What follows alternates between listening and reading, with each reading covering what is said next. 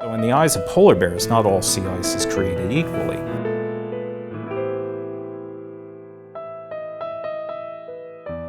Polar bears occur in an environment that very few people venture into.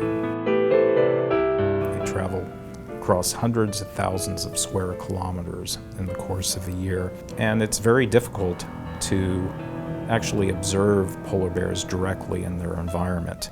We can't just sit back at places on the North Slope and wait for polar bears to come to us. We have to go to the polar bears. So our work necessarily involves going into the polar bear world.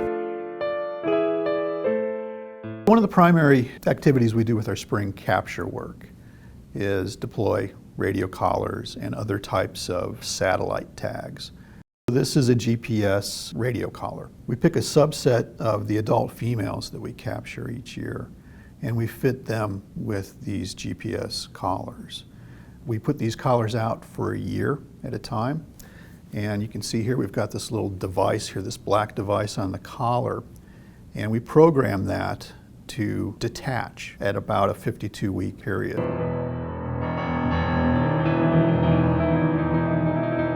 From our capture work, we're able to assess polar bear health through various body measurements, also the collection of tissue samples, including blood and fat. And also, we collect data on individuals and age structure.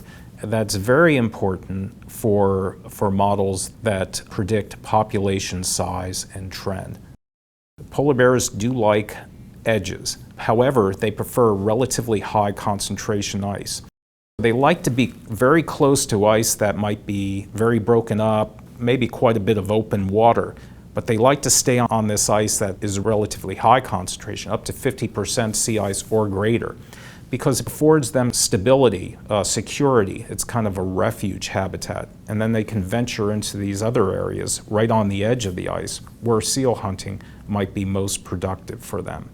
The focus of my work is to see if we can discern what sea ice characters are important for polar bears, to see if we can map the preferred habitats, to understand how those habitats vary across the seasons, how they have varied across the years, because we have a long history of satellite imagery of sea ice, and also to take this retrospective study and look ahead to predict what directions preferred sea ice habitat of polar bears is going. What are the likely responses in the future under changing conditions? And that's really kind of the core of our research program, trying to use the information that we've collected historically, that we're collecting in a contemporary setting, and apply it to what we're likely to see in future settings.